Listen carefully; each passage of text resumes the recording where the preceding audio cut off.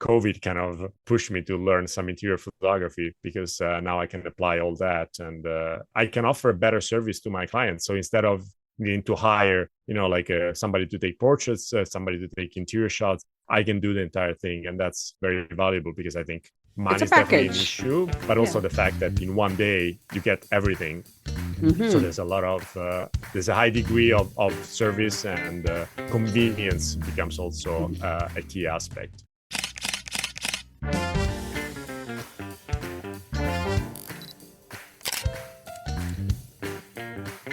This is your host, Dyutama, but you can call me DJ. And I love to inspire food photographers to dream.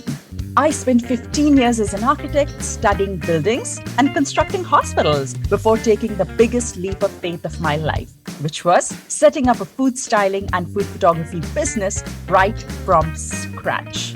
If you're a dreamer like me, wanting to start a new photography business or grow your existing food photography business, jump right into a world where I share practical, actionable strategies to improve your photography skills, to work with clients, make more money, all with a fearless mindset.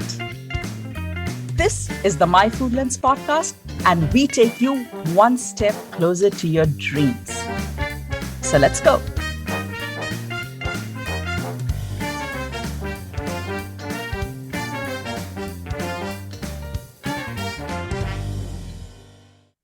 One of my missions on this podcast is actually to make it very raw and real for you, to give you a true insight into things and to not have anything sugar-coated. I want you to take away a very practical aspect of food photography and the industry whenever you tune into the podcast. So that's been my mission so far.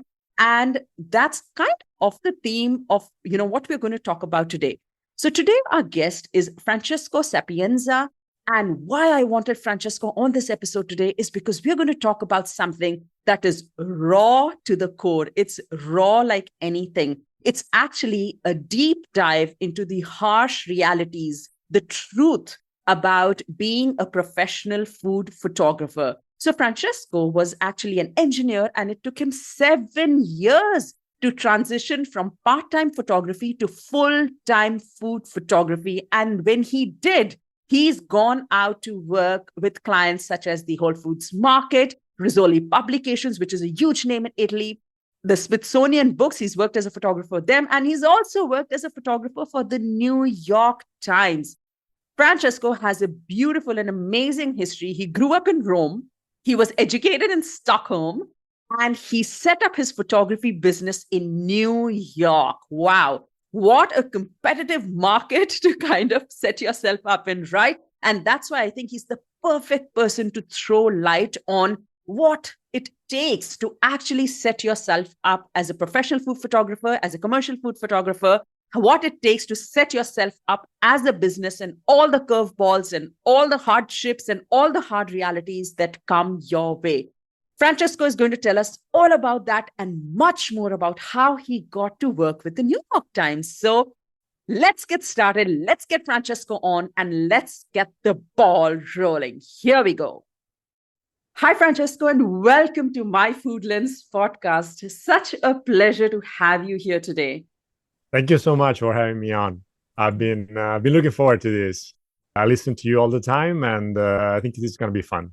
I have no doubt that it's going to be fun, because I think we're going to talk about something that our audience is going to either love or hate. But in all probability, I think they're going to love it, because this is going to give them such a good peek into the industry. So I know that we're going to show them a little bit of tough love. We're going to talk about something very serious, and we're really going to deep dive into the raw, harsh realities of being a commercial food photographer, because you and I both know that it takes more than camera skills, talent, creativity, all of that to really build a business in this industry. And so I think you have so much to contribute based on your experience. Our audience is really in for a treat. But before that, there is one more thing that we like to do on this podcast. We like to make our guests very uncomfortable.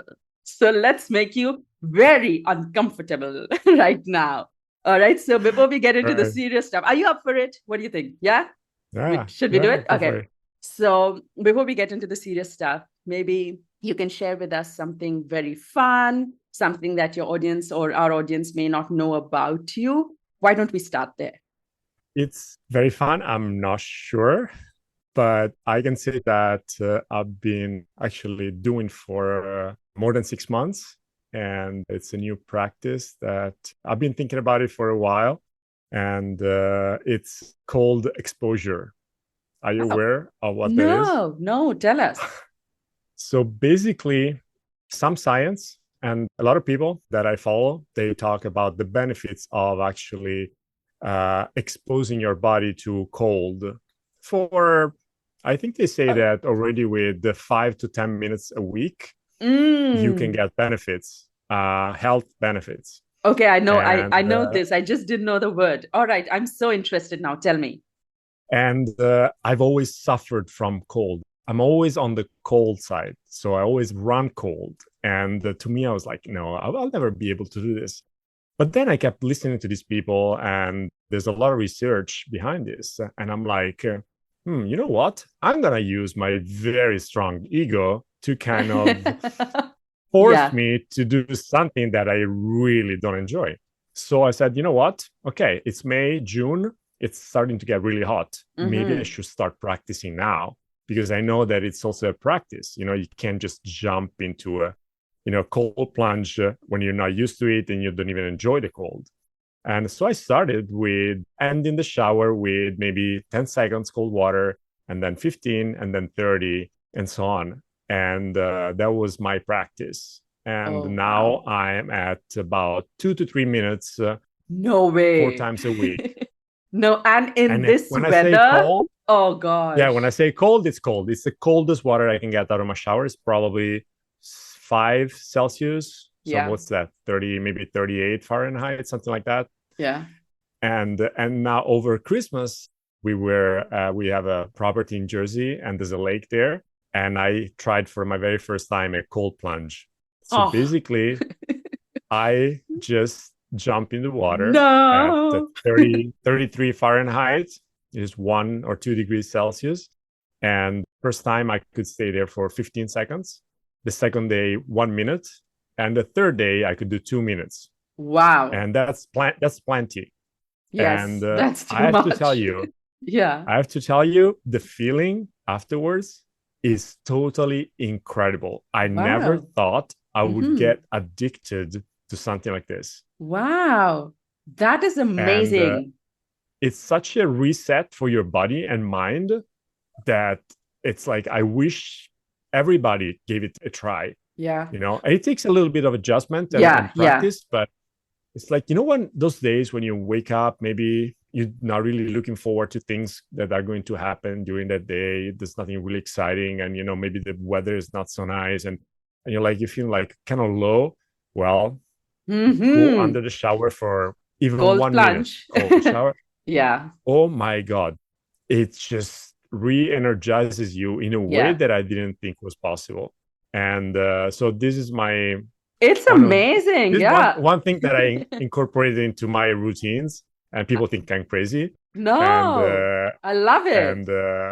And I think it's fun. And it's also always a challenge, meant psychologically speaking. Absolutely. Because that's the hard part. I know I can do it, but every time I do it, it feels cold. I don't want to do it. And it's so different for someone who lives in your part of the world versus my part of the world. You see, we cold plunge every single day because we are in the tropics, so it would be very different. But for you to be able to do that, especially in this weather, I think that is incredible. I've heard so many benefits of it. I've heard so much about this practice, and it takes a lot of willpower to be able to do it and to be able to push yourself, like you said, from 15 seconds to 2 minutes. That's incredible. And I absolutely love that you shared this right in the beginning, because this is so much about you.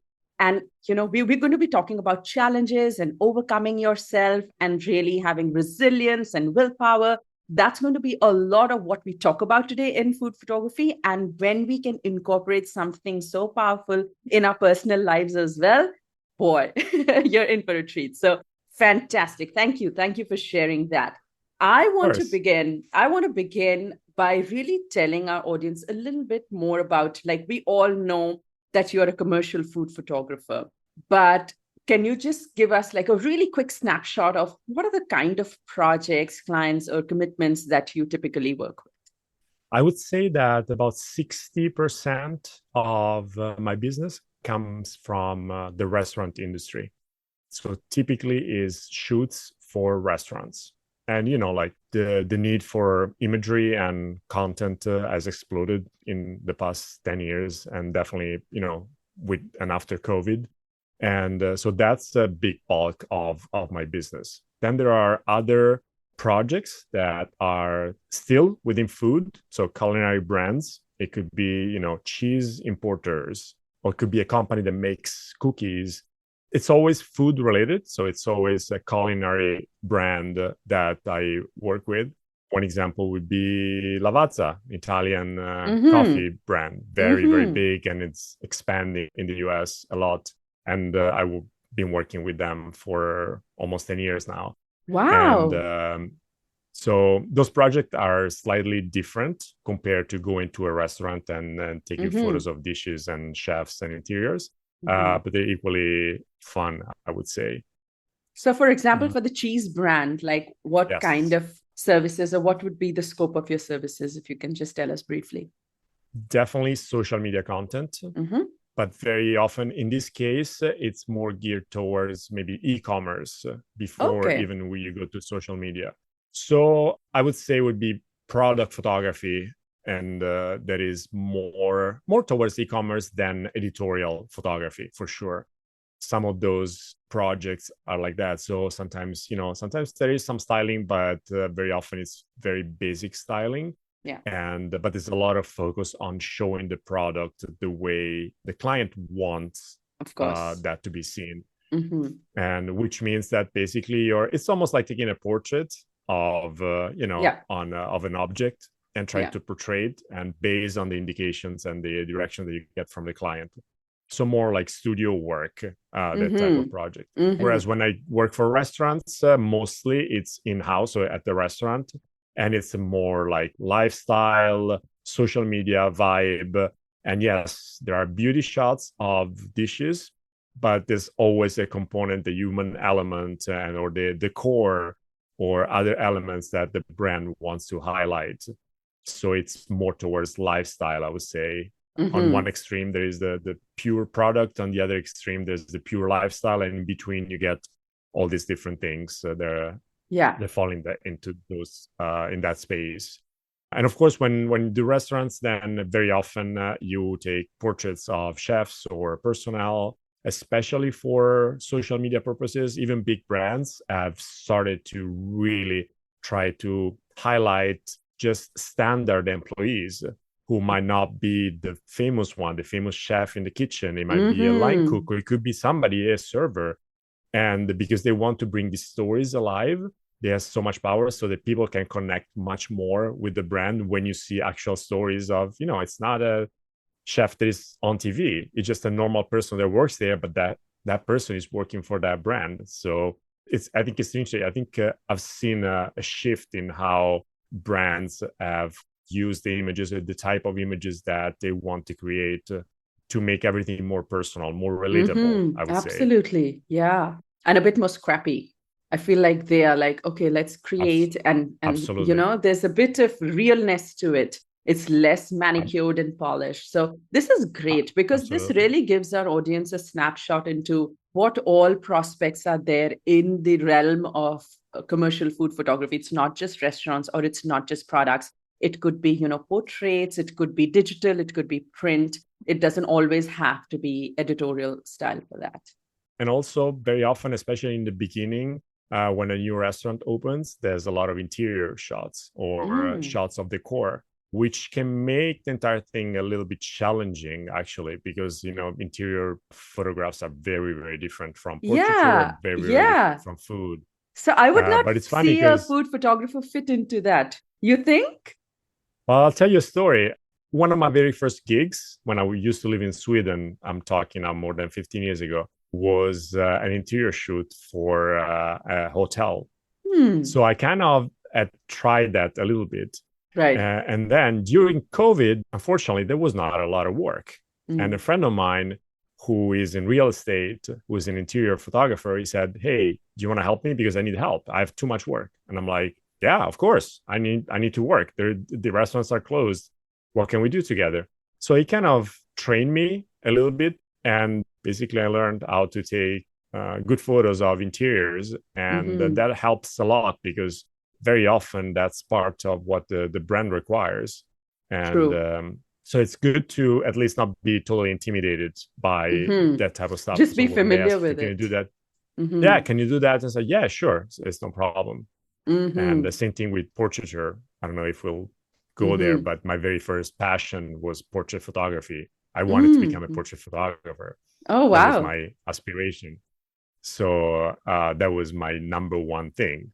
So I'm very comfortable taking photos of people, and that also helps because brands, restaurant brands and food brands, very often they need also portraiture. So it helps a ton, and it takes some of the stress off my shoulder, because I can imagine if you never shoot other things. Sorry. No, but like if you're very focused, if you've only just shot food, it can be really intimidating to do interiors or portraiture. And so I feel lucky that I come from that world, and that COVID kind of pushed me to learn some interior photography, because now I can apply all that, and I can offer a better service to my clients. So instead of needing to hire somebody to take portraits, somebody to take interior shots, I can do the entire thing. And that's very valuable, because I think money is definitely an issue, but also the fact that in one day you get everything. So there's a lot of there's a high degree of service, and convenience becomes also a key aspect. I think that's a great tip for someone who wants to kind of diversify, or who wants to be able to offer a full package to the client. I am a little bit of a different school of thought. Like for me, I'm an architect, right? That's my background. So for me, interior photography is intuitive. It just comes naturally to me. But at the same time, it's something that I choose not to do. That is, again, it's a choice, right? So for me, it's like I want to keep my portfolio around food. And you're right. I mean, photographing chefs is a large part of it. But when someone comes and approaches me for interior photography, I'm like, okay, no, that's not what I do. But it's such a great thing that you're bringing it up, because I come from that school of thought, but you come from a different school of thought, which means that those who are tuning in know that it's a choice that they can make whether to add or not, depending on how they want to take their business forward. You have a successful business and I have a successful business, having both our unique schools of thoughts. So I think it's a really great point that you brought it up, that this is something people can add to their repertoire. I do want to get into... Can I add something? Just to be clear, there are almost no interior shots in my portfolio, because I don't want to confuse people. I think that's an add-on that I can talk about if they ask, and I can send the PDF portfolio. Yeah. But if you start showing too many genres of photography, as you know, you may be the best at all of them, but people will not be able to remember your name linked to a specific thing. So excellent basically, point. It's a tool that I have in my tool belt and I can use, but I don't use it for marketing. And also, I don't want to work for real estate companies taking photos of interiors. No. That's just when a restaurant or a brand asks me, sure, I can help you, and I'm sure I can do a good job, but that's not my primary goal. Now, just to be clear, because I do agree with you that I think you need a high level of specialization in a market that is so saturated. There's no other way, because otherwise it's going to be, Francesco, wait, was he food? Was he interior? Was he portrait? Was he, and it's totally understandable that people would not be able to put you in a box. That's the way it is. So I totally agree with your approach. In fact, sorry if I digress, but one key moment in my career was when I hired a consultant to help me find clients, to help me shape my tool, to help me shape my portfolio. And the first thing he did, he looked at my stuff and he said, man, you have a good eye, but you are all over the place. Oh, wow. You have way too many photos on your portfolio, way too many genres. I would have food, I would have lifestyle, street photography, street portraits, studio portraits, interiors, events. And I said, no, not in New York. Yeah. So to your point, yes, I agree 100%. It is not possible to sustain a successful business if you're spreading yourself too thin. As much as you can be the best at all of them, it's not going to be productive. Absolutely. And to be known as an expert, you kind of have to have one niche that rises to the top. But it's a great point to have add-ons that, the client has an option to take up. So, Francesco, I want to get into the business side because I'm very intrigued by, this, you were dipping your toes into, you always wanted to be a portrait photographer. You loved interior photography. Like, it sounds like you were there in the photography realm. But tell me about food photography. Most of our audience that's listening in right now, they are food photographers. So tell us a little bit, like when you did start a food photography business, let's say you hired this consultant and it came to a point where you had to pick down one niche and you picked food. So what did starting a food photography business really mean to you, that business side? What did that business mean to you? And what did you think that you needed to begin to set up that business? Did it turn out to be something else when you started setting up? Give us a snapshot of that. I have a background in engineering. So I was 35 when I decided to quit my job and try to become a professional photographer. But at the same time, I didn't want to become a starving artist, borrowing a couch to sleep at night or sharing an apartment with, 5 other people. I didn't want to do that. I think it's totally respectable. Sorry. I just want to ask, tell us if you had any family commitments at that time. At 35, did you have a family and did you have responsibilities? I lived in Sweden still, and I didn't have a family. And of course, that played a huge role. I was free. Yeah. I had saved up some money from my career in engineering. And basically, the biggest challenge was facing people and facing family who did not want me to do that. Story of our lives. A few people encouraged me, but almost all the Italian friends tried to talk me out of it. Swedish friends, they encouraged me a lot. And some Italian close friends, they also encouraged me because they knew me and they kind of trusted me. But that was the first big hurdle, I would say.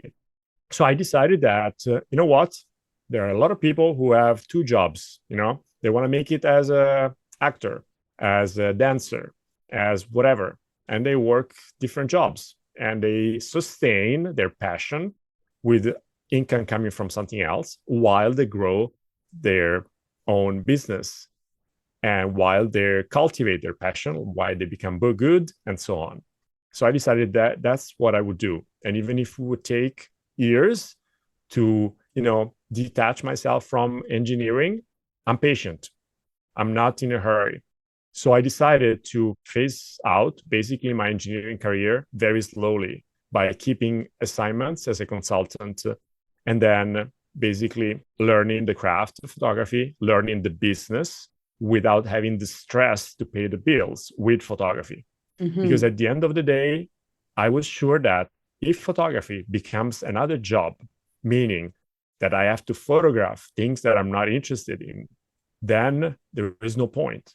Then I can stay an engineer, have a very easy life, very easy, because I was very successful. Yeah.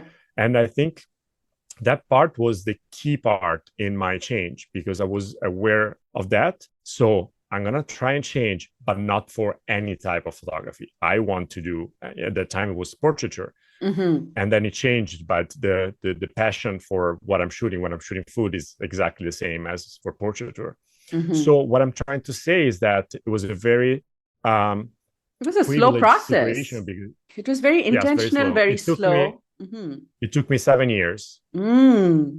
Interesting. And that allowed me not only to learn the business, but also to have very little stress about, just jumping and not knowing what's underneath. But this is so different. Like, I feel, Francesco, so many people don't have that patience to wait for 7 years to transition, right? That was a long game that you played. Wow.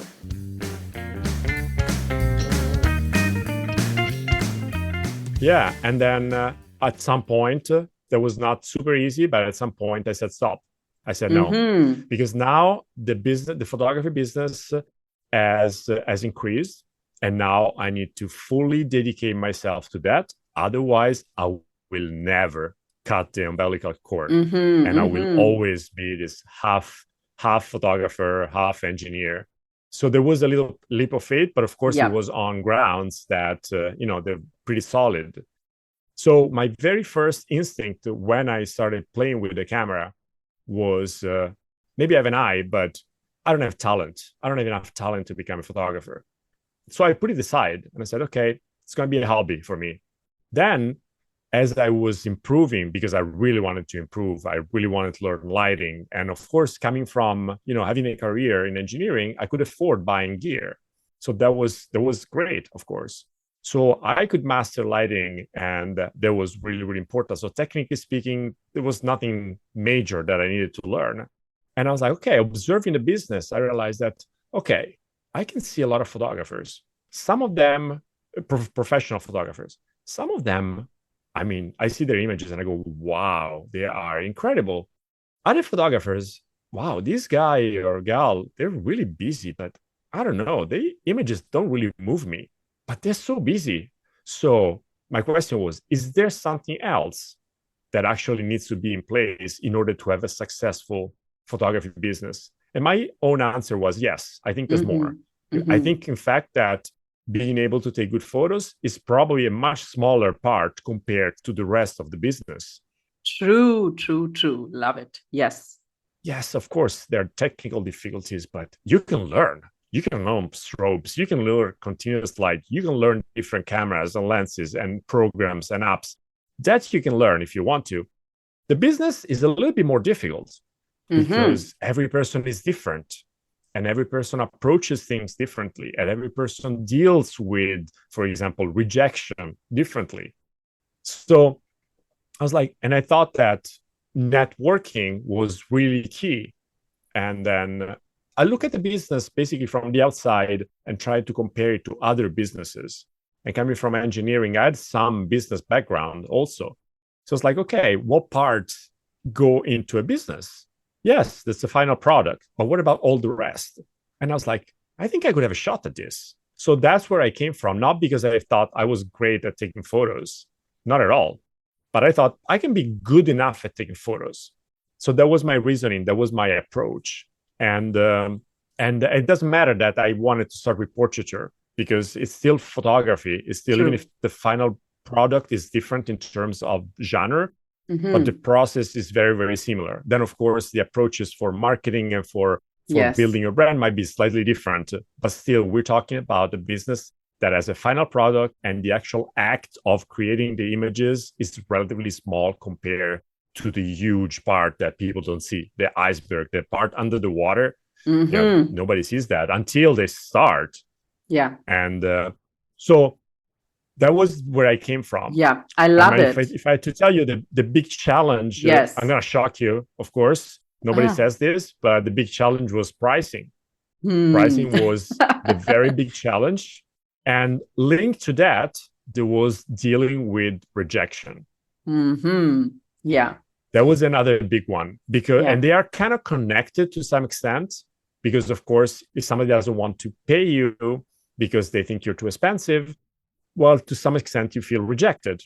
And it doesn't matter that, it's just a business. No, it's very personal because it's your creation. So if they don't like what you create, they don't like you. So I think that was really hard. And that I said that goes together with pricing, because, of course, you need to find a sweet spot. You need to, price yourself so that you're happy with what you get for the work that you put into the project. But at the same time, you cannot become extravagant in your demands, because then you will not have clients. And navigating that part, I think, was really, really hard. to some extent is still a little bit hard. I mean, it's a lot more under control now because I set some rules and I've decided what I want to be, to my brand to be about, what I want my services to be about.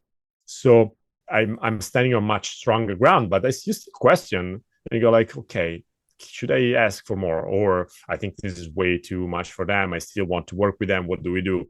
So that kind of thinking is still there. And I think it's good because I think you need to develop, you need to evolve with how, markets change. Yeah. And even if you just think about, what happened with COVID and after COVID, try and go to a restaurant and ask for the same money that you asked before, even big restaurants, very hard to get that. So you need to find other ways to try and make it work without damaging your brand. Yeah. Yeah. And I think when you say this, you're speaking for so many photographers who step into the market. Sure. Pricing is like the number one question mark. And then also, where's that fine line balance? Like first you come up with a number and then you receive a no for putting that number out, and then to be able to deal with that internally. That is what makes a business a business. But Francesco, tell us a little bit, like, I want to go back to, you said that you realized that setting up a business was more than just taking photos or being creative or having gear or, doing all of that. For you, networking, marketing, all of those things really rose up to the top. And that is 100% true. I cannot agree more with you that, having those connections and having that word out in the market is everything. So I want to get into a little bit of that. I want to ask you, how did you, so because networking and marketing came up as rose up to the top for you as setting up a business, how did you market yourself? How did you market your services? What is it that you did? You said, I know what my skills are, but I need to get the word out. So what were the steps that you took to market your services? So I look at the big names in food photography and saw that almost all of them had an agent. So I was like, okay, let's go get an agent. And you could afford one. You could afford one. It sounds so easy. Like, okay, you get an agent, they find work for you. And it's not really like that. But I started researching. And basically, I came up with a list of all the agencies, in New York who that represented photographers, and started reaching out to them. And I think I got maybe a couple of meetings with some of these agencies, but not anymore. And it was pretty discouraging to see that, you don't even get a response. Oh, wow. When I went to those meetings, they said, they gave me feedback on my portfolio, which was great. Absolutely. So very grateful for people who took their time to meet with me. But I also realized that maybe the agent is not really, or at least when I started looking at this with maybe 7 years ago, something like that, the agent maybe is not really the person that actually helps you grow and kind of cultivate your talent, or helps you cultivate your talent. Maybe they want somebody who's already very renowned and already has a lot of business, because in many cases, they start taking a cut out of your existing business. So in many cases, I'm not saying they all do it. Anyway, while I was looking for this agent, I bumped into one consultant that used to be a rep, an agent for photographers. And he said, I can help you. I can do your edits. And I'm like, what is that? Basically, an agent is somebody who represents you. That's what I guess they call reps as well.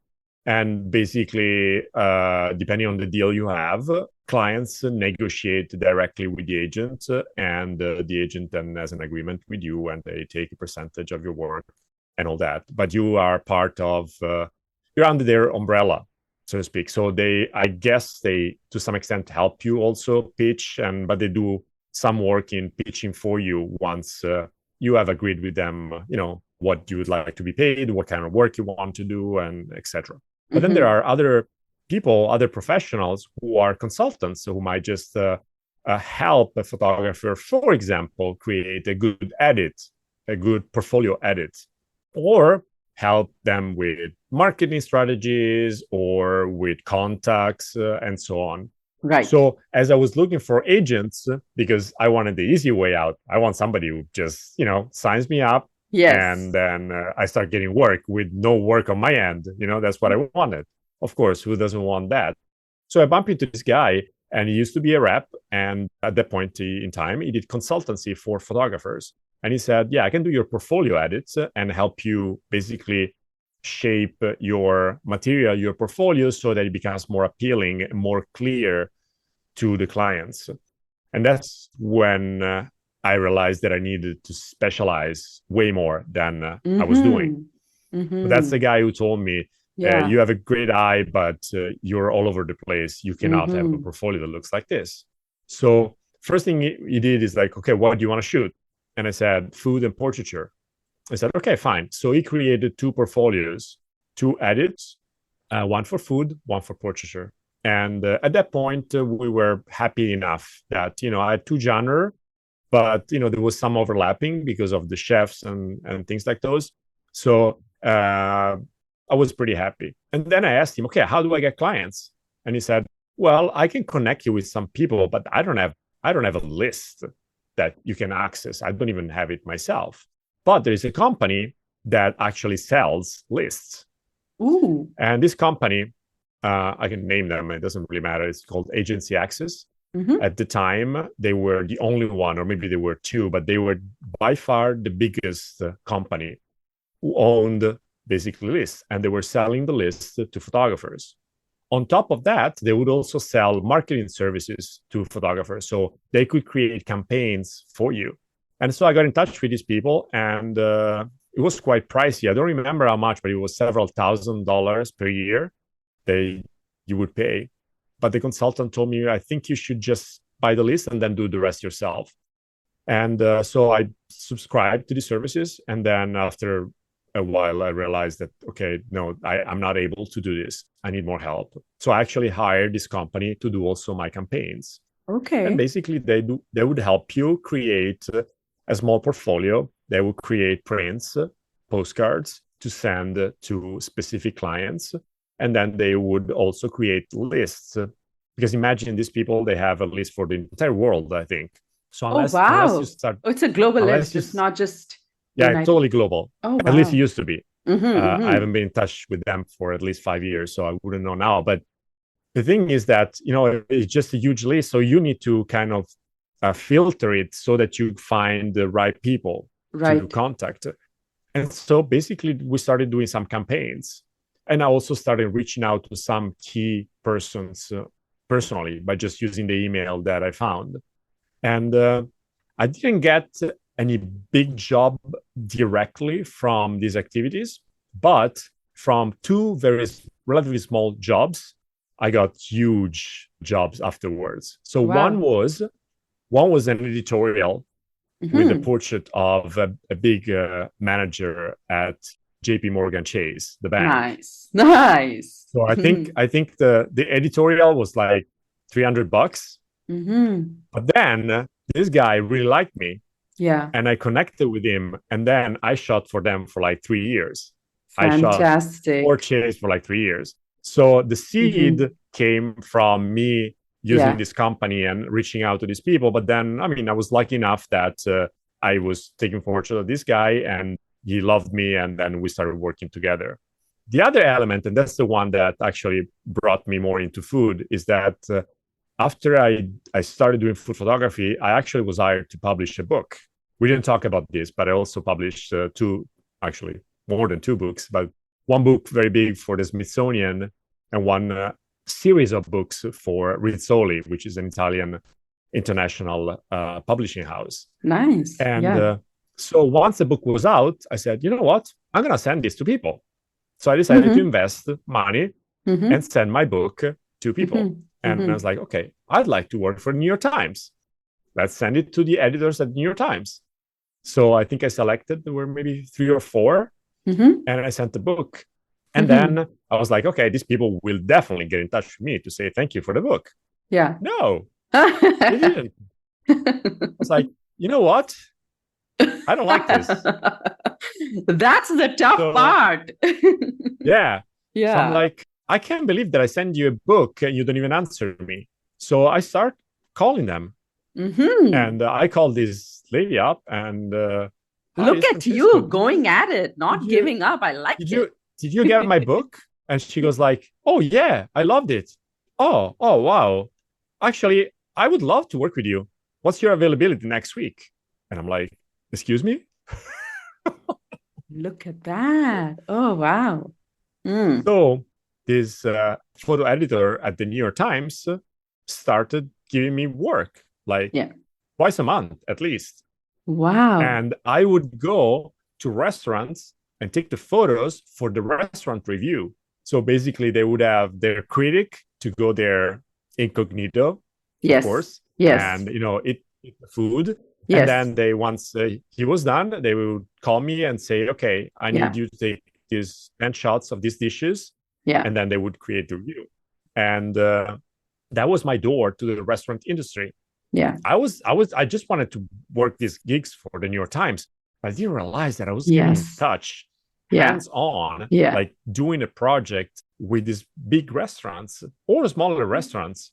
And I didn't realize how powerful that was because Mm-hmm. actually shortly after that, I started working with some of these restaurants myself because Fabulous. they like the way I shot the images, they like the way I approached the photo shoot, even though they were not my client directly because I was shooting for the Times. But still, I was treating them as clients because I want them to be happy with the way I carry myself, the way I Of communicate, course. the way I create the images, and also the short time it took me to create the images, the way I could roll with the punches, because in a restaurant, especially when it's operational, so there are clients sitting there eating and you're there taking photos, you need to be able to handle yourself Yeah. and be able to be on top of the situation. So I got several clients. One client I still work for today, Fabulous. Gramercy Yeah. Tavern, one of the biggest restaurants, the most famous restaurants in New York. Oh, I still work with wow. them Wow. and I think I shot for them in 2016 Mm-hmm. for the New York Times. And so that was the real door into Yeah. the restaurant Yeah. industry.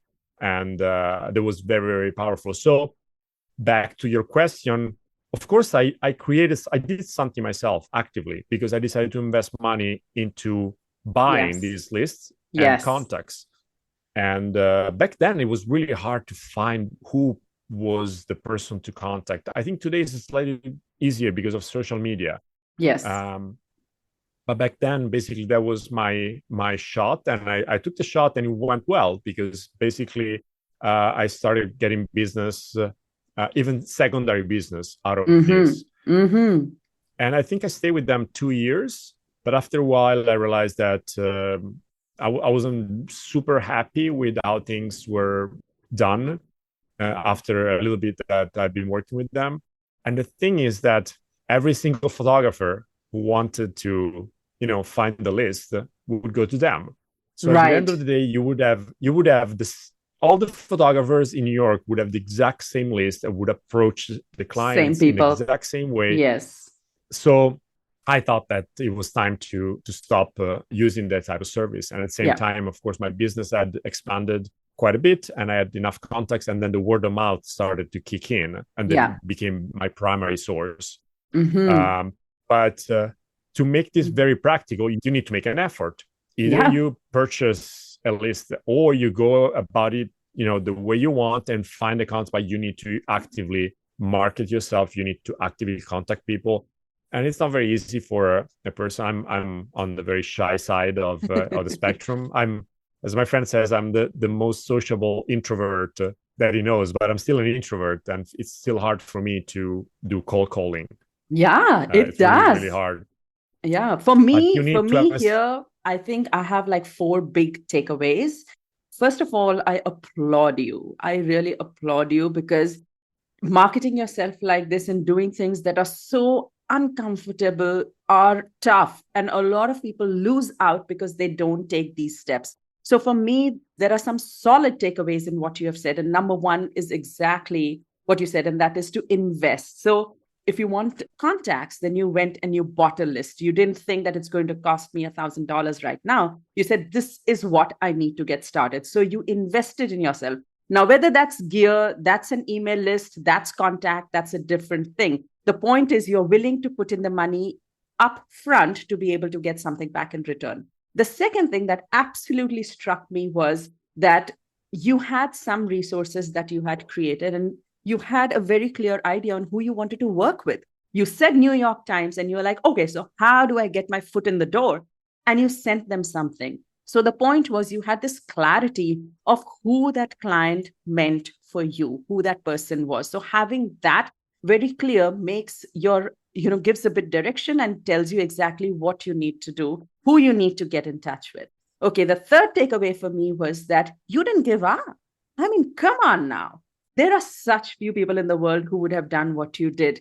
And especially when you say that you're not, a very outgoing, you're kind of this, kind of an introverted person, a bit shy. And I think a lot of photographers are like that. And especially food photographers, not everybody is outgoing. So to be able to pick up a phone and to call somebody and to have the courage to be able to say, I sent you my book. What did you think about it?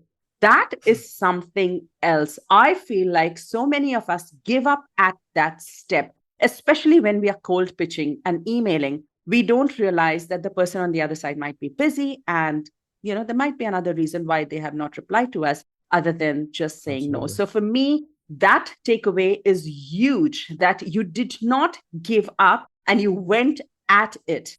And the fourth big one is that when you got your foot in the door, you made sure you delivered such an exceptional experience that anyone who worked with you wanted to work only with you. And so that step of that first gig that you got of going in with another person into the restaurant, shooting along with them, you made it your own. What a success story that is, to be shooting for a top restaurant in a city like New York, from 2016 to 24, that's like 8 years now. What a success story. So for me, these are like the biggest takeaways that food photographers tuning in now, who's wanting to make something out of their business, is, for them to really learn and understand that it's all possible.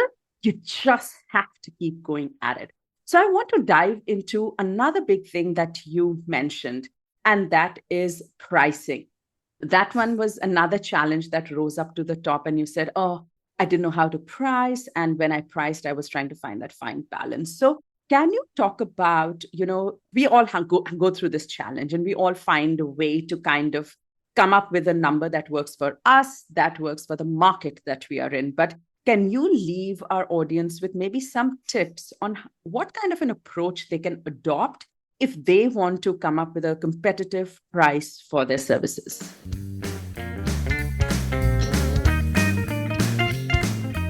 Please tell me that you are loving this conversation. Please tell me that this has gotten you hooked, that you cannot stop thinking about how easy it looks on the outside, but how complicated this world, this industry of food photography, or this industry of photography is. I mean, like Francesco said, it takes way more than just knowing your camera or having a passion for photography. There's so much more that goes into setting up a business. And he's demonstrated how much work he had to put in to actually finally take that leap of faith after 7 years of being in transition.